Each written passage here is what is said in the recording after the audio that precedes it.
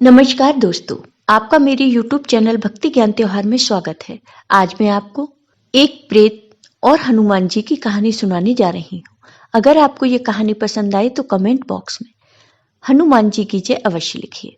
साथ ही अगर आपने अभी तक मेरे चैनल को सब्सक्राइब नहीं किया तो सब्सक्राइब कर लीजिए और बेल आइकॉन पर क्लिक जरूर कीजिए, जिससे हमारे वीडियो के नोटिफिकेशन आपको मिलते रहें।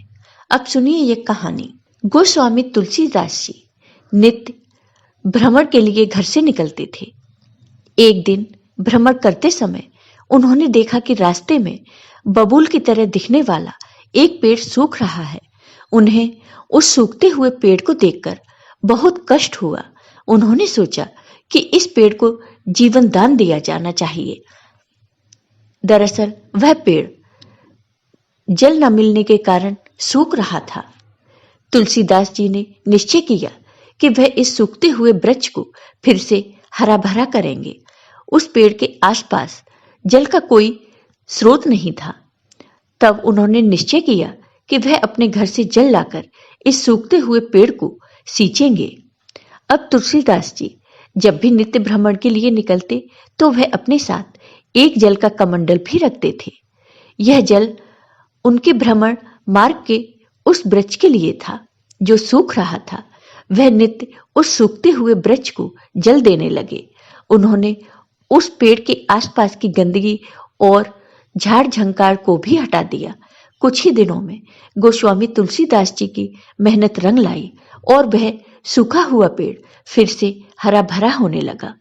उस पेड़ के हरा भरा होने पर पता चला कि वह पेड़ कीकर का था।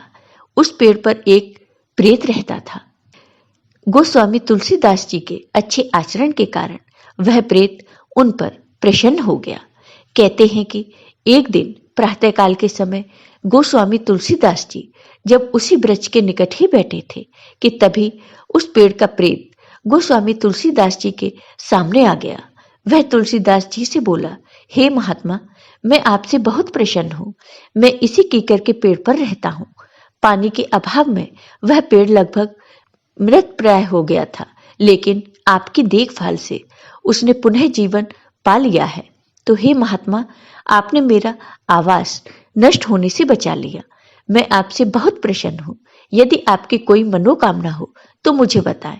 मैं आपका मनोरथ सिद्ध करने में आपकी सहायता करना चाहता हूँ। तब तुलसीदास जी ने उस प्रेत से कहा कि तुम मेरी सहायता किस प्रकार कर सकते हो? तुम तो खुद ही प्रेत योनि में भटक रहे हो। तब उस प्रेत ने बताया कि मैं मनुष्य योनि में एक सिद्ध साधु था। हो सकता है मेरी पूजा पाठ का लाभ तुमको मिल जाए। प्रेत की बात सुनकर तुलसीदास जी को यह विश्वास हो गया कि यह प्रेत कोई भली आत्मा है। हो सकता है वह मुझे मेरे प्रभु दर्शन का कोई मार्ग दिखा दें। इसलिए तुलसीदास जी ने अपने मन की बात उस प्रेत को बता दी। गोस्वामी तुलसीदास जी ने उस प्रेत को बताया कि वह भगवान श्री राम और हनुमान जी के परम भक्त हैं। उन्होंने उस प्रेत से भगवान श्री राम और हनुमान जी के दर्शन कराने की बात कही।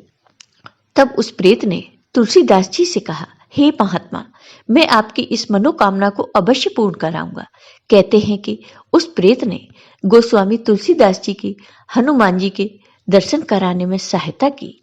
तुलसीदास जी को जब हनुमान जी के दर्शन हुए तब हनुमान जी से उन्होंने श्री राम जी के दर्शन कराने की बात कही, जिसके बाद गोस्वामी तुलसीदास जी को भगवान श्री राम जी के भी दर्शन हुए।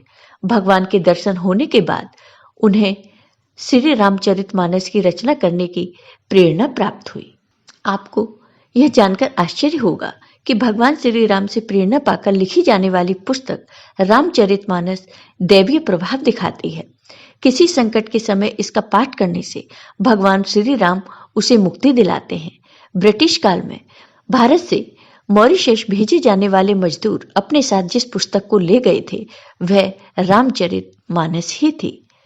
उस अपरिचित नए देश में रामचरितमानस ही उन मजदूरों की सच्ची मित्र थी। जब भी वहां उन मजदूरों का मनोबल टूटता था तो वह इसी तुलसीदास जी के द्वारा रचित रामचरितमानस की चौपाइयां गाया करते थे, जिससे उन्हें उन दुख भरे पलों में मानसिक बल और आत्म सुख मिलता था। जय हो भगवान श्री राम की। जय हो हनुमान जी की। आपको ये वीडियो पसंद आया हो तो कमेंट करके जरूर बताइए। साथ ही मेरे वीडियो को ज़्यादा से ज़्यादा शेयर करिए। धन्यवाद।